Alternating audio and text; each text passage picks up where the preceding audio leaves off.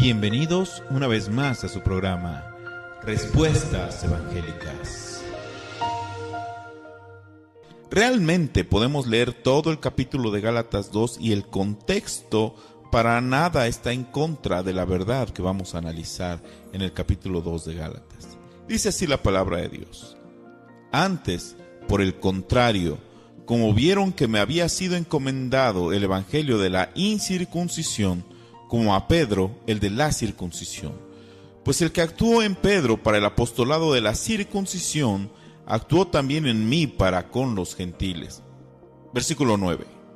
Y reconociendo la gracia que me había sido dada, Jacobo, Cefas y Juan, que eran considerados como columnas, nos dieron a mí y a Bernabé la diestra en señal de compañerismo, para que nosotros fuésemos a los gentiles y ellos a la circuncisión.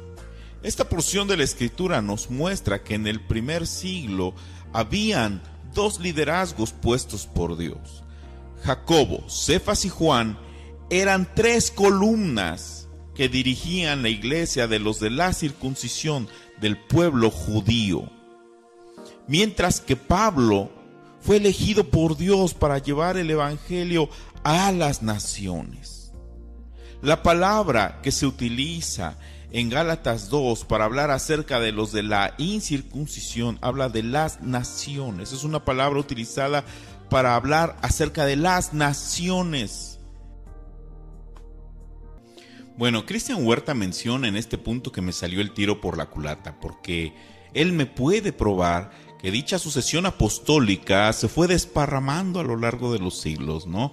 Y bueno, pues eso no concuerda con tu tesis, Cristian. Tu premisa es que Dios estableció la sucesión, y entonces dicha sucesión debería permanecer hasta nuestros días tal y como Dios la puso en el primer siglo. Y en el primer siglo puso dos liderazgos, ¿verdad? El sucesor de Pablo sería nuestro líder, el líder de la iglesia en las naciones gentiles, y los sucesores de Jacobo, Pedro y Juan serían los líderes de la iglesia para los judíos, ¿no?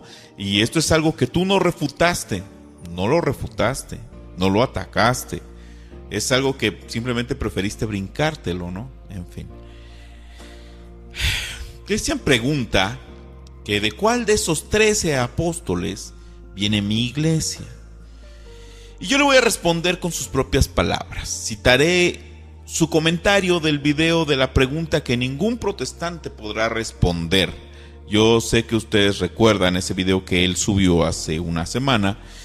Y en el minuto 8:29, Cristian dice: el cristianismo no es principalmente una doctrina, sino una persona. Y que esa persona nos dejó una doctrina y por ende tenemos que obedecer esa doctrina. Bueno, pues su propia argumentación le refuta esa pregunta que él me hizo. El cristianismo no es el yo soy de Pedro, como dicen ustedes, ¿no? O yo soy de Pablo, o yo soy de Apolos, como dice en 1 Corintios 3:4. O sea, la obra es del Señor. No es de Pedro, no es de Pablo, no es de Apolos, la obra es del Señor. Y como dijo Cristian Huerta, el cristianismo es acerca de una persona, de la persona de Jesucristo. Y de ahí, de sus enseñanzas, de esa doctrina que debemos respetar, de ahí viene mi iglesia, la iglesia del Señor Jesucristo.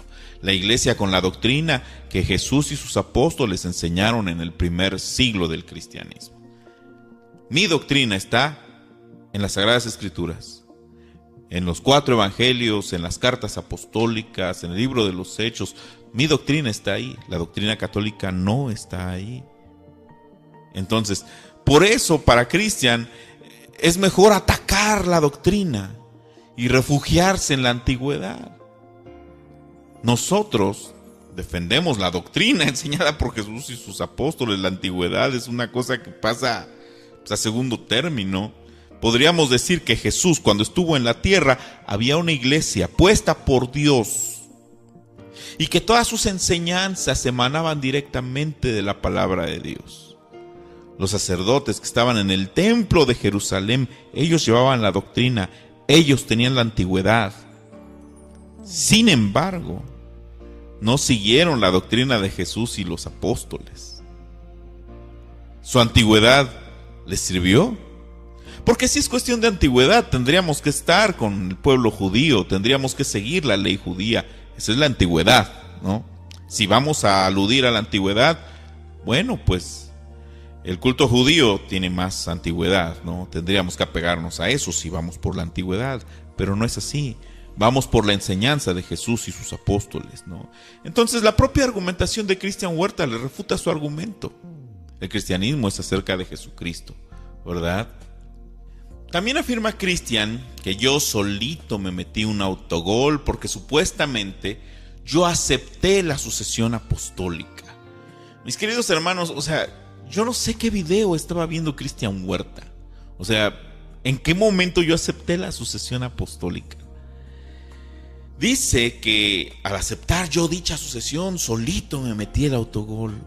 Revisen su video y revisen mi video y verán que en ningún momento acepté yo la sucesión apostólica. Lo que hice fue claramente cuestionar dicha sucesión, ¿verdad? Y afirmar que en el primer siglo no hubo un sumo pontífice. En 2 ocasiones ya demostré que esos supuestos autogoles que yo me metí, de acuerdo a declaraciones de Cristian Huerta, realmente solo existieron en la mente de Cristian Huerta y en la interpretación torcida que Cristian Huerta quiso darle a mis argumentaciones, ¿verdad? Esta es una muestra, como les decía yo, de una falacia de hombre de paja. Cristian Huerta golpea molinos de viento como un Quijote de la Mancha, golpea espantapájaros que él mismo construyó, ¿verdad? Acerca de lo de la circuncisión también Cristian como que quiere pelear por ahí, golpear por ahí, pero pues bueno, este punto nunca fue argumento mío. O sea, yo no hablé sobre el tema de circuncidarse o no circuncidarse. Yo más bien me refería a ser judío y estar bajo la autoridad de Jacobo, Pedro y Juan, o de ser parte de una nación gentil como lo somos y estar bajo el liderazgo, ¿verdad?, del sucesor de Pablo, si es que esa sucesión hubiera sido tal y como Cristian la narró.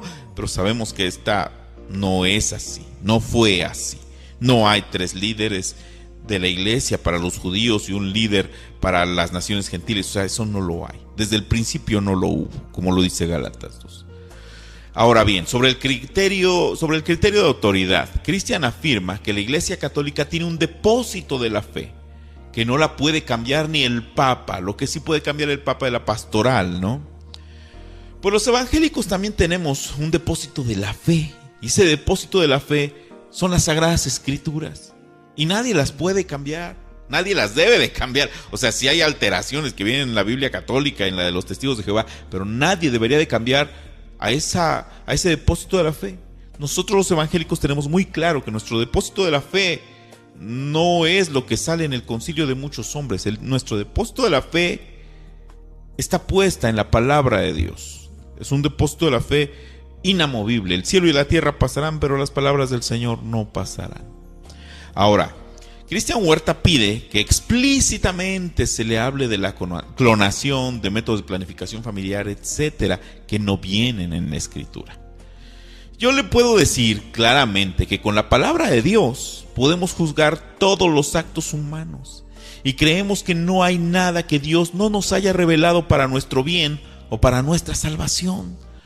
Todo lo que necesitamos para ser salvos se encuentra revelado en la palabra de Dios. Y como lo dije, con la palabra de Dios podemos juzgar todos los actos humanos. El depósito de la fe para nosotros los cristianos son las Sagradas Escrituras. Y el magisterio infalible es el Espíritu Santo que nos lleva a toda la verdad. Cristo prometió que el Espíritu Santo nos llevaría a toda verdad. Creo que Dios nos ha dado su palabra y a ella no se le puede agregar nada. Segunda de Timoteo nos enseña que las Escrituras nos dan la sabiduría que lleva a la salvación mediante la fe en Cristo Jesús. Si Dios lo ha prometido, pues yo le creo. Dios cumple su palabra. Yo le creo que sí, que en las Escrituras contamos con todo lo que necesitamos para ser salvos. Nos da sabiduría que nos lleva a la salvación mediante la fe en Cristo Jesús. Podemos juzgar la clonación a través de la palabra de Dios. Podemos juzgar los métodos de planificación familiar a través de la palabra de Dios. Supongo que así lo hace el magisterio de tu iglesia. De otra forma, pues no estarían haciendo las cosas como Dios manda, sino como a esos hombres se les ocurre, ¿verdad? Entonces yo supongo que el magisterio de tu iglesia también ha de buscar juzgar los actos humanos a través de la palabra de Dios. Lo supongo, ya tú me dirás. La escritura es el depósito de nuestra fe como evangélicos, como cristianos, ¿verdad? Y en ella encontramos la sabiduría que nos lleva a la salvación. Si en efecto hay cosas que no están escritas de manera explícita, sin duda todo acto humano puede ser analizado bajo las normas de la palabra de Dios. Cristian afirma que yo tengo la arrogancia para autoproclamarme mi propio magisterio, papa de mí mismo. Y en esto se equivoca. Nosotros tenemos como magisterio de nuestra iglesia al Espíritu Santo, que nos lleva a toda verdad. Primera de Juan 2 dice, en su versículo 24, lo que habéis oído desde el principio permanezca en vosotros. Si lo que habéis oído desde el principio permanece en vosotros, también vosotros permanecéis en el Hijo y en el Padre. Y esta es la promesa que Él nos hizo, la vida eterna. Os he escrito esto sobre los que os engañan. Pero la unción que vosotros recibisteis de Él permanece en vosotros, y no tenéis necesidad de que nadie os enseñe. Así como la unción misma os enseña todas las cosas y es verdadera y no es mentira, según ella os ha enseñado, permaneced en Él. Entonces Cristian habla que yo menosprecio al magisterio de la iglesia que fue dejado por Cristo, refiriéndose a su iglesia. Pero tal y como lo dice la porción que acabamos de leer, si lo que habéis oído desde el principio permanece en vosotros. La iglesia católica no permaneció en lo que recibió desde el principio. La iglesia católica agregó a eso muchas cosas que no fueron enseñadas en el principio, no permanecieron en las enseñanzas entregadas en el principio. Vamos a ver lo que dice Juan, capítulo 8, versículo 31. Y dice la palabra de Dios: dijo entonces Jesús a los judíos que habían creído en Él: si vosotros permanecéis en mi palabra, seréis verdaderamente mis discípulos. Juan 8, 31. Si creemos que Jesús es Dios, entonces Dios nos está diciendo: si vosotros permaneciereis en mi palabra, seréis verdaderamente mis discípulos. Para ser discípulo de Cristo, debemos permanecer en la palabra de Dios. Él es Dios. ¿Qué significa permanecer? El diccionario de la Real Academia de la Lengua Española nos dice que permanecer es mantenerse sin mutación, en un mismo lugar, en un mismo estado o calidad. Tenemos que permanecer en la palabra de Dios. Si creemos que Jesús es Dios, Jesús nos dice: si permaneciereis en mi palabra, seréis verdaderamente mis discípulos. Somos discípulos de Cristo si permanecemos en su palabra. Los evangélicos solamente usamos la palabra de Dios como el depósito de la fe. Permanecemos en su palabra. La Iglesia Católica no ha permanecido en su palabra. Tiene doctrinas que Jesús nunca enseñó, que los apóstoles nunca enseñaron. La Iglesia Católica ha puesto sobre los hombros de sus fieles enseñanzas que Cristo no dio, que Cristo no enseñó. Enseñanzas que de alguna manera le otorgan un poder grande a la iglesia sobre la vida de sus fieles. Esto se trata de poder también, ¿no? Y no lo quieren perder, obviamente.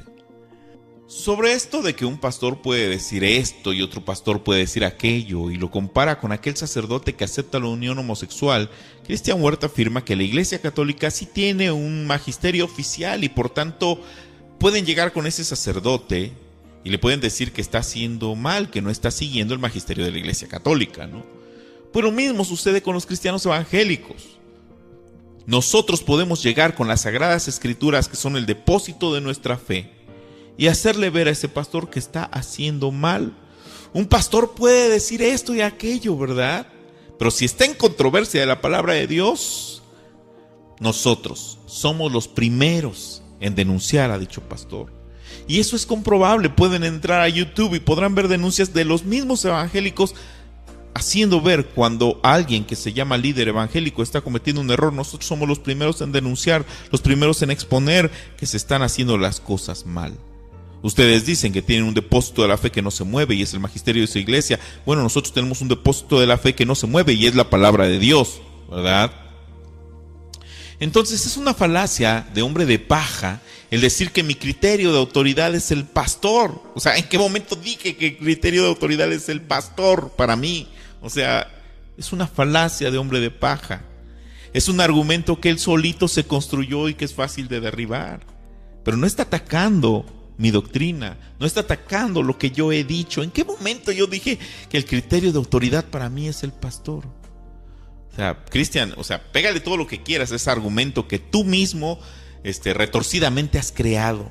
El magisterio de cualquier cristiano evangélico se encuentra no en lo que digan hombres que pueden fallar, sino en lo que dicen las palabras escritas en las Sagradas Escrituras, en lo que dice aquel que no puede equivocarse. La palabra de Dios dice en Salmo 119, 105, lámpara es a mis pies tu palabra y lumbrera mi camino.